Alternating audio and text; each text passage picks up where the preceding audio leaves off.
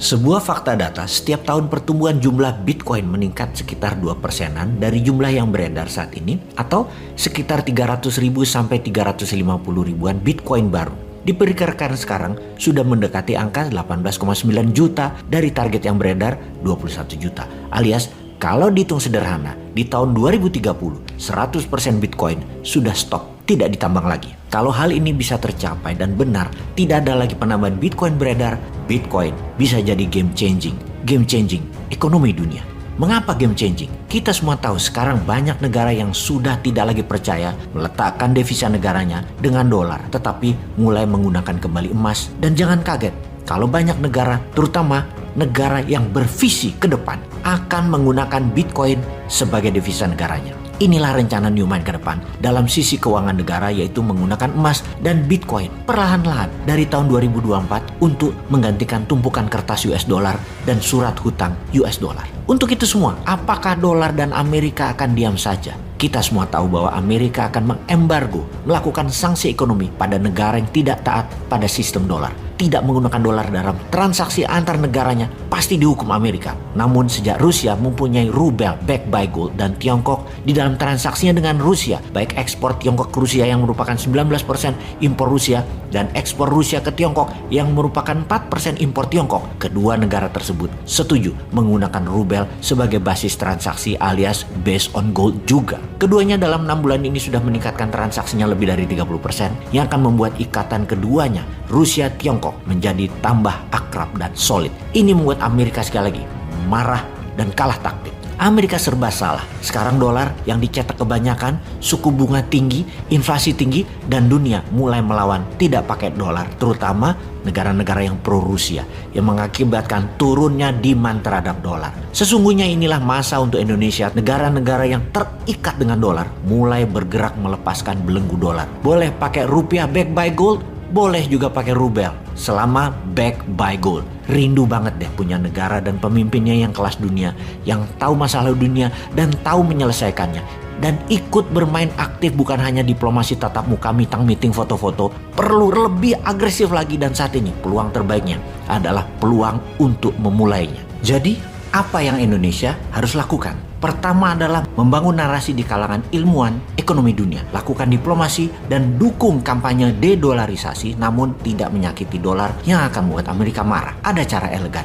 Dolar berkurang cengkramannya, Amerika berkurang pengaruhnya, namun dikompensasikan dengan kemakmuran dalam negeri Amerikanya. Kita semua pasti tahu bahwa sistem ekonomi dunia disanggah menggunakan dolar transaksinya, terbukti tidak membuat dunia semakin kaya, menjadi sejahtera, tidak membuat dunia semakin sejahtera, dan tidak membuktikan tidak ada perang. Maka kalau rumus ekonomi apapun jurusnya, kita hilangkan dolarnya diganti dengan emas dan Bitcoin, percayakah Anda, dunia akan stabil ekonominya. Harga telur 20 tahun ke depan akan sama. Harga barang produksi bahkan setiap tahun bisa deflasi, turun 1% nilainya setiap tahunnya, sampai 20 tahun ke depan sebelum stabil selamanya. Dunia ini dari dulu punya mimpi. Harga barang nilainya tetap selama tahunan ke depannya. Dan dapat dipastikan selama pakai dolar dan dolar dicetak berlebihan dan dolar diedarkan dengan sistem hutang pakai surat berharga yang ada bunganya, lupakan dunia akan sejahtera. Solusi menggunakan currency backed by gold adalah yang terbaik, di mana langkah awalnya seperti apa yang MMT lakukan yang telah diterapkan di dinaran. Pakai berat